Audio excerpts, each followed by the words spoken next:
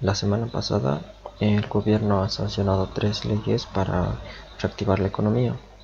Estas son la ley 1355, que es el reintegro del IVA, la ley 1356, que es la ley del presupuesto general del 2021 que se hacen todos los años, y la ley 1357, que es un impuesto a las grandes fortunas. A continuación vamos a ver si estas leyes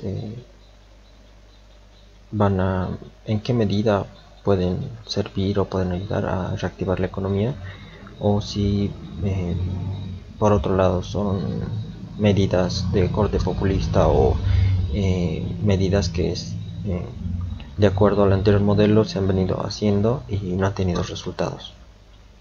El- la ley 1355, que es el reintegro del IVA, básicamente, en resumen, es que las personas que ganan 9.000 bolivianos para abajo por mes tienen la posibilidad de acceder a un reintegro del 5% en las compras que van a hacer.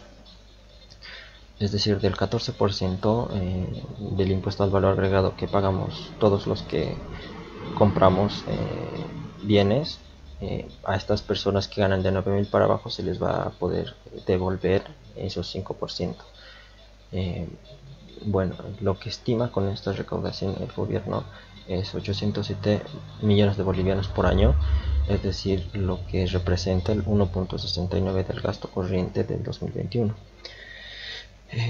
Si el gobierno con esto está pensando en redistribuirlo y mandarlo a gasto corriente, eh, muy potente el gasto no va a ser, es decir, la idea del gobierno siempre ha sido que impulsando la demanda, el consumo interno, se va a generar mayor oferta, pero en este sentido, 1.69% del gasto corriente que va a permitir expandir el gasto no es tan significativo. Eh, Está bien que se reduzca el IVA, pero en este caso me parece que es más una propaganda o una medida que no está bien pensada. Eh, a los efectos que va a tener, digamos, lo que deberían haber pensado bien, o se debería pensar mejor, es en reducir otros impuestos de manera permanente, y al mismo tiempo también reducir el gasto del Estado, cosa que no está en la idea del actual gobierno. Lo que quiero decir es que no es que la reducción del impuesto esté mal, porque el gobierno no va a tener tanto para gastar. Lo que digo es que se tienen que reducir los impuestos, y al mismo tiempo reducir el gasto. Porque si se reducen los impuestos y se mantiene el gasto, entonces el déficit o eh, lo que va a cubrir ese gasto que va a estar pendiente van a ser la deuda, digamos. Lo importante de esto es que sí, se tienen que reducir los impuestos, pero no de una manera improvisada como es esta ley de reintegro del IVA. Y la reducción de los impuestos no solo tendría que afectar a las personas que ganen hasta 9.000, tendría que ser para todas las personas, y no solo el IVA, digamos, hay otros impuestos como el impuesto a las transacciones financieras o el impuesto a las utilidades que también se tendrían que reducir, y al mismo tiempo reducir el gasto, porque en definitiva, ¿en qué le beneficia al consumidor, a las personas que se reduzcan sus impuestos? En que con ese dinero que van a tener extra, que no se vaya a impuestos, las personas van a poder decidir personalmente y mejor en qué quieren gastarlo o ahorrar todo su ingreso. Y no lo va a decidir como ahora lo hace, digamos, el aparato central del Estado, diciendo a quienes beneficio o a quienes no, o a quienes ayudo, a quienes no, o eh, administrándolo según su manera de ser, que en última instancia son nuestros recursos, digamos. Nosotros generamos eso y nosotros deberíamos tener el derecho de gastarlo o ahorrarlo en las cosas que queramos, ¿no? no debería haber un Estado y que venga y que administre tus recursos a la fuerza y que los gaste en lo que quiera y que no es que siempre los va a gastar en los más pobres o para reducir la desigualdad. Tan solo nos tenemos que dar cuenta tanta corrupción que ha habido en el anterior gobierno para ver que no son todos unos santos y que también tienen sus propios intereses en el sector público y en definitiva son como nosotros, digamos. Y bueno, lo que tendría que hacer en este sentido es lo que tendríamos que pedir es mayores reducciones de los impuestos que en definitiva nos van a permitir tener mayores recursos y con eso vamos a poder bueno, disponer en lo que nos guste o en lo que prefiramos. La ley 1356 es la ley del presupuesto general del Estado del 2021. Si bien no hay mucho detalle todavía, de lo que podemos estar seguros o conocemos es que el presupuesto consolidado del 2021 va a ser un 8% mayor que el del 2020, que mayor en 17 mil millones de bolivianos. Bueno, el financiamiento tampoco, el financiamiento del déficit presupuestado en detalle no es de dominio público todavía, es decir, cuánto se va a financiar interna y externamente el Estado para cubrir su déficit. Todavía no es de dominio público. Bueno, si bien no sabemos en detalle eso, lo que sí sabemos que este déficit que va a tener, que más adelante vamos a ver cuánto va a ser, este déficit del 2021 que es presupuestado, se va a cubrir con deuda externa, más de 20 mil millones de bolivianos, con esta recaudación que proyecta y esta recaudación del reintegro del IVA y del impuesto a las grandes fortunas, que suman más o menos 1.000 millones de bolivianos, un crédito del Banco Central, o sea, una deuda interna de 500 millones, una transferencia interinstitucional no reembolsable del Banco Central de 350 millones. Se diría entonces que es un presupuesto expansivo. Bueno, se debe al incremento de la deuda estatal que más adelante lo vamos a ver, que viene a cubrir la caída de los ingresos del Estado. Y como decía, la caída de los ingresos totales, como lo vamos a ver, va a estar financiada con deuda pública, que sería deuda externa e interna, y o disminución de activos financieros, saldo en bancos, disminución de cuentas por cobrar, etcétera. Bueno, continuando con lo anterior, primero, bueno, la comparación que existe entre el 2021 y el 2020, se puede ver que hay una caída de los ingresos, la totalidad de los ingresos, que se va a financiar sobre todo con deuda y con disminución de activos financieros que tiene el gobierno, el Estado.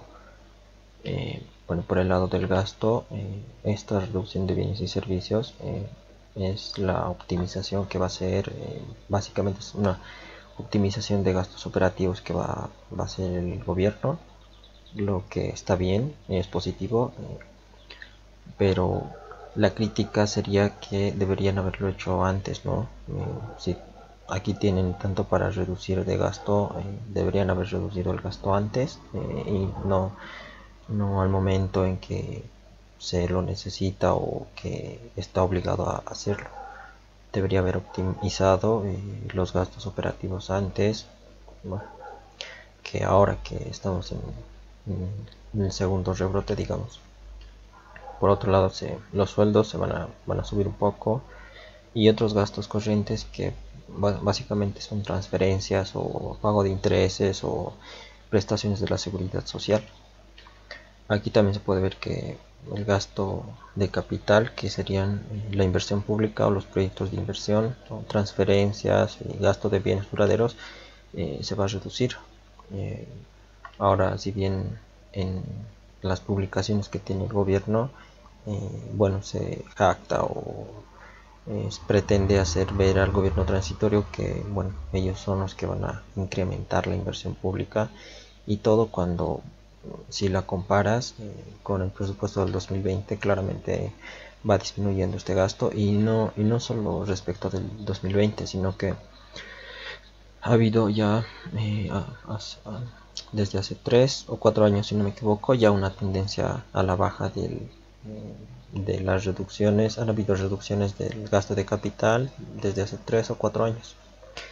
Y es algo que no le hace mala prensa decir, digamos, al gobierno, porque supuestamente este gobierno no es neoliberal, digamos, pero lo cierto es que, bueno, se va a reducir este gasto en capital. Bueno, por otro lado, también la inversión pública, que serían estos proyectos de inversión que están incluidos en el gasto de capital. La inversión pública, bueno, se va a reducir y el déficit fiscal se va a incrementar. Si bien se va a incrementar debido a la caída de los ingresos. Eh, bueno, lo que el año pasado se proyectaba un presupuesto de 21 mil millones de bolivianos. Ahora este déficit va a ser mayor, unos 6 mil millones más, y va a llegar a 27.686 bolivianos, que va a estar, bueno, este déficit lo va a cubrir la deuda externa, como habíamos dicho, más de 20 mil millones de bolivianos. Esos 1.000 millones que quiere recaudar el gobierno por estos dos impuestos que me parece que son, bueno, por el impuesto a las grandes fortunas, que lo vamos a ver adelante, y por esta reducción que me parece que son propaganda nomás, porque apenas se va a recaudar por año 1.000 millones, lo que, bueno, no era, si no me equivoco, no es ni el 1% o algo así del déficit. Y bueno, no me acuerdo cuánto es exactamente, pero representa una parte muy, muy pequeña, digamos.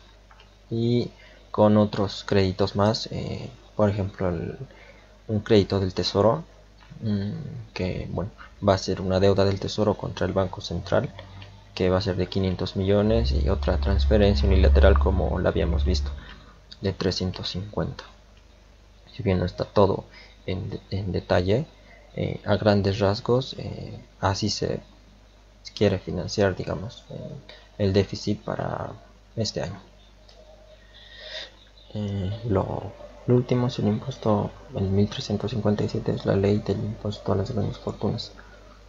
En resumen, este impuesto lo que hace es, bueno, cobrar un impuesto a las personas que tengan una fortuna valuada en más de 30 millones de bolivianos. Es decir, que entiende por fortuna el gobierno, es bienes muebles, inmuebles, dinero, activos financieros, etcétera. Lo que se busca es recaudar aproximadamente 100 millones de bolivianos por año. Bueno, aquí he escrito que es muy probable que la fortuna generada por los no residentes busque otros países donde amasar capital, inversión, etcétera. Otros países donde tener fortuna no implique que te cobren un impuesto. El segundo es que, bueno, también me parece demagogia como el reintegro del IVA, porque la recaudación representa apenas el 0.21% del gasto corriente, o sea, ni el 1% llega. Me parece más que es una medida ideológica de un gobierno de un gobierno socialista, que ve se considera que está mal que existan los ricos, digamos. Continuando con el impuesto a las grandes fortunas, me parece que es una medida de ideología socialista que penaliza, que castiga al rico por el hecho de ser rico, y que por este hecho tiene que estar obligado a redistribuir su riqueza. Lo que, bueno, está mal es que un sector sea obligado a redistribuir su riqueza, pero no otro, Por ejemplo, ¿por qué no de los más de 29.000 millones de bolivianos que se gastan en sueldos en la Cámara de Senadores no se recortan sus salarios y con eso se los redistribuye? Porque en definitiva un senador o un diputado está ganando más de 22.000 bolivianos.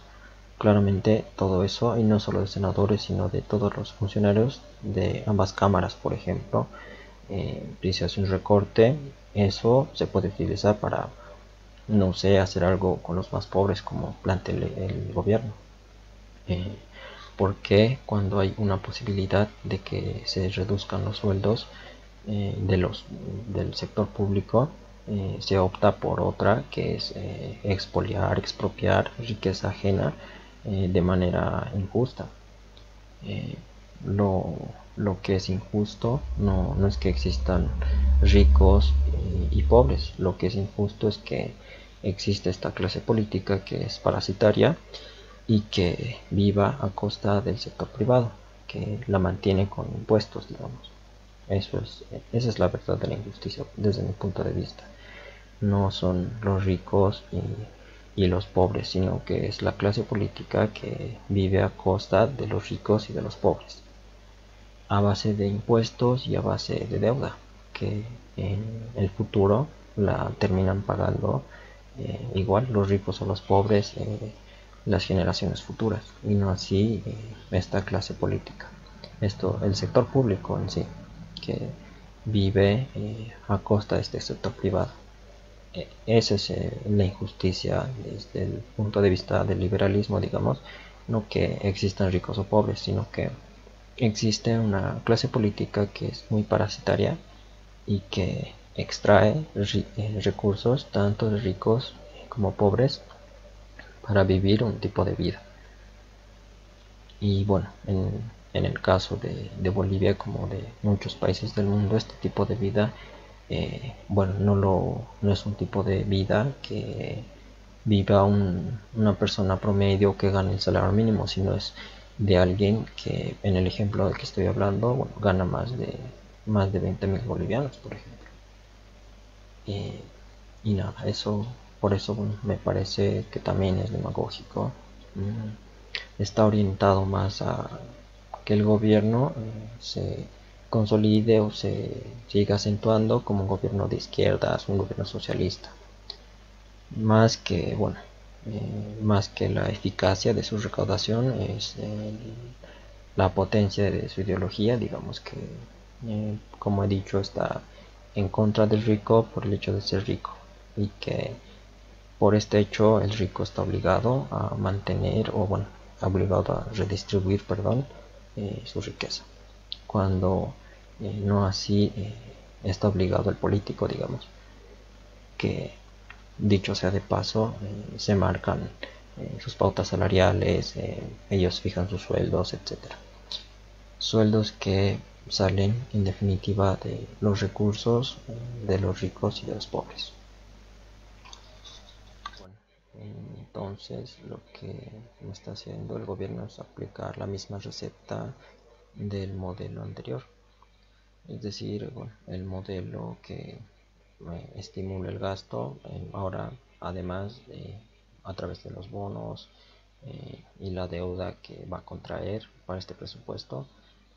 Bueno, y por otro lado, nuevamente se financian a las empresas estatales con el argumento de que, bueno, se las va a fortalecer, y que en el anterior, bueno, durante el gobierno transitorio se les ha paralizado, etcétera. Bueno, es una excusa para seguirle dando financiamiento a las empresas del Estado. Bueno, pero si vemos, por ejemplo, em, de todas las empresas del Estado, de los presupuestos,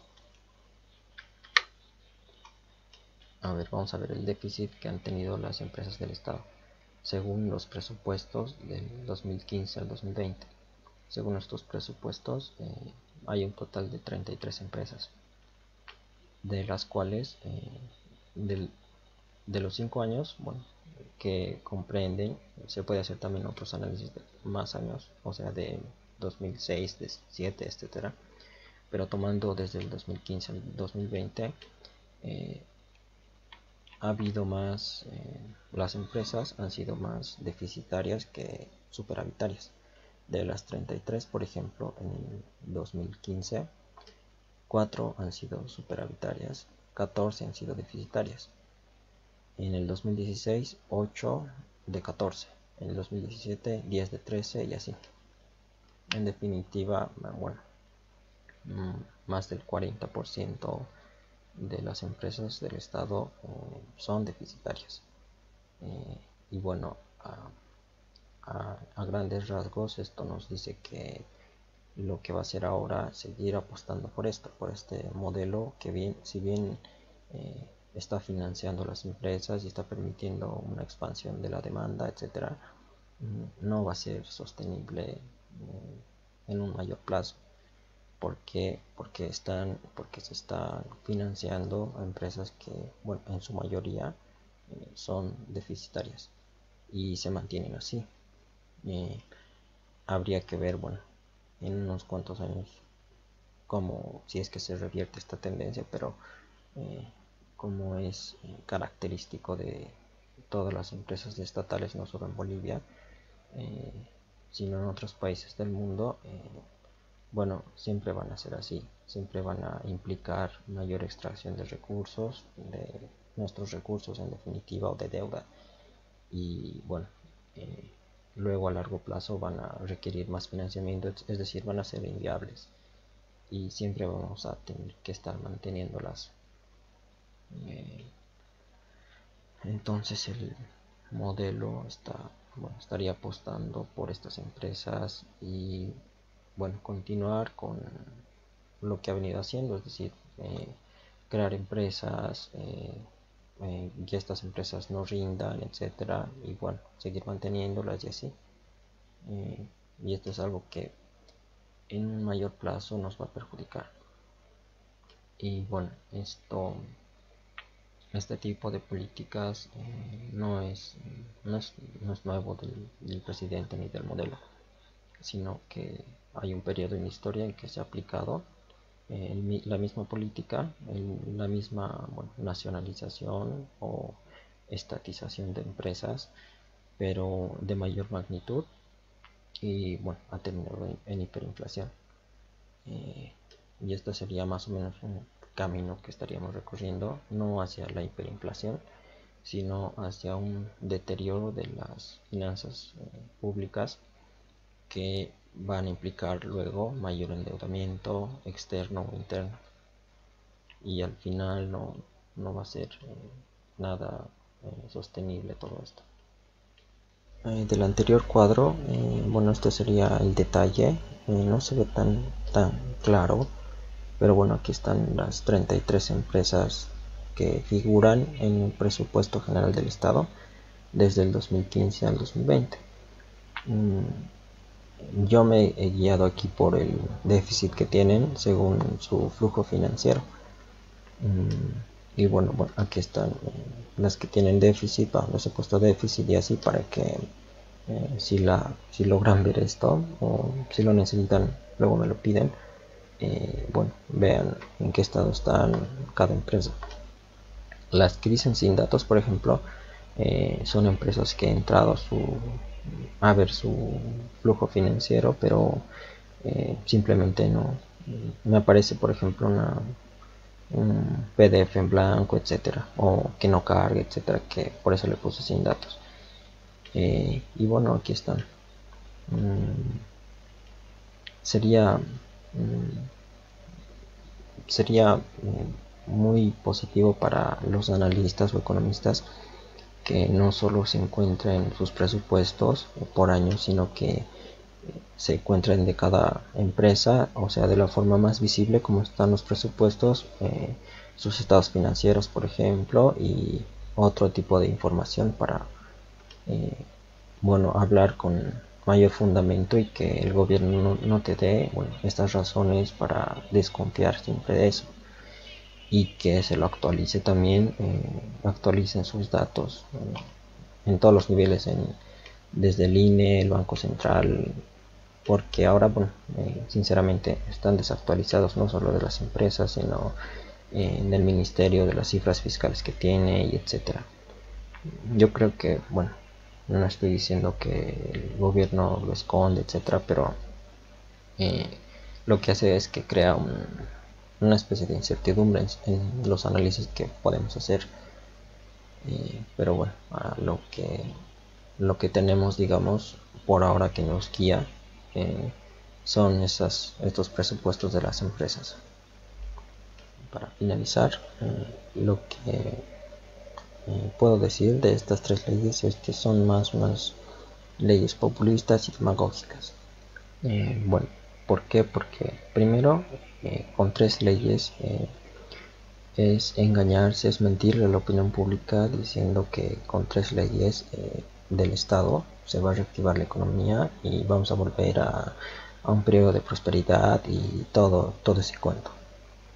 Lo segundo es que hemos visto que dos de las tres leyes, en principio, la recaudación que se estiman es una recaudación mínima que representa un gasto mínimo y que, bueno, también no cubre ni el 1%, bueno, ni el 5% del déficit, es decir, que bueno, están hechos de manera improvisada y de manera ideologizada.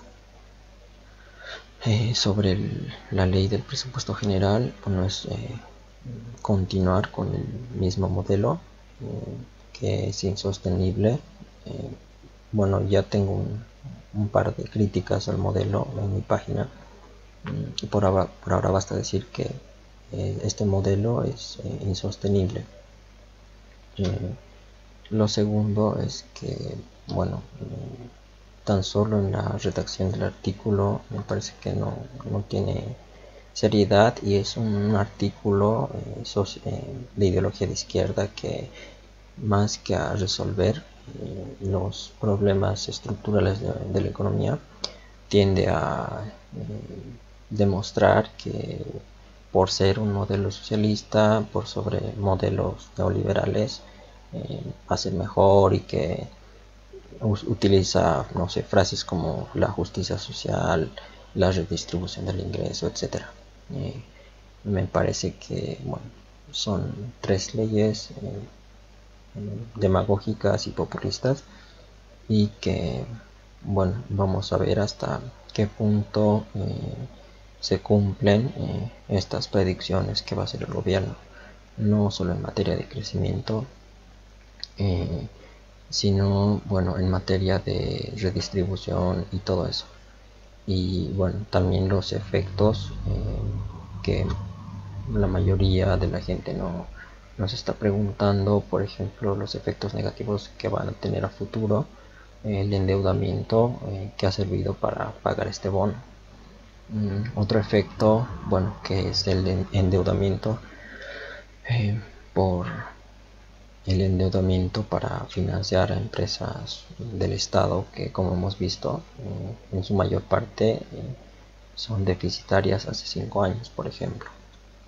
O el efecto perjudicial del impuesto a las grandes fortunas, que va a alejar inversión, capital y ahorro del país. Y como como he sostenido, estas tres leyes, más que unas leyes para consolidar el crecimiento económico y superar la crisis, me parece que son unas leyes populistas y demagógicas y que vienen continuando este modelo económico, social y productivo que desde mi punto de vista, bueno, he argumentado que es insostenible y que, bueno, he escrito un par de artículos en mi página para los que quieran ver. Por otro lado, tampoco es hacer creer a la gente que con tres leyes todo va a volver a ser próspero, todo va a volver a ser un boom, cuando la realidad dicta que no va a ser así. Porque primero no va a haber otro boom que le permita al actual gobierno aplicar todas esas medidas y jactarse de todos esos indicadores que sin el boom no hubieran existido. Lo que necesita la economía, si bien en el corto plazo está impulsando a la demanda, impulsando la demanda no se va a impulsar la oferta, no va a haber crecimiento económico, concentrándose en esta expansión, este fomento al consumo interno, digamos. Hacen falta otros tipos de políticas, no solo políticas de corto plazo, sino reformas estructurales de corte liberal para que la economía crezca sostenidamente sin la necesidad de intervención estatal. ¿Cuáles son esas reformas?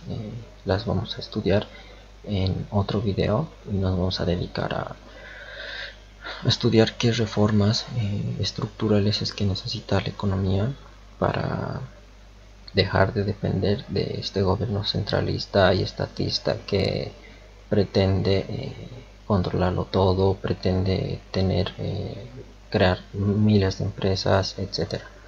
La idea no pasa por ahí. Si bien la idea de crear una empresa para el gobierno es que va a aumentar la demanda de trabajo, etcétera, hemos visto que ya estas empresas en su mayoría son deficitarias de hace 5 años. Por tanto, el camino no está en el modelo económico que plantea.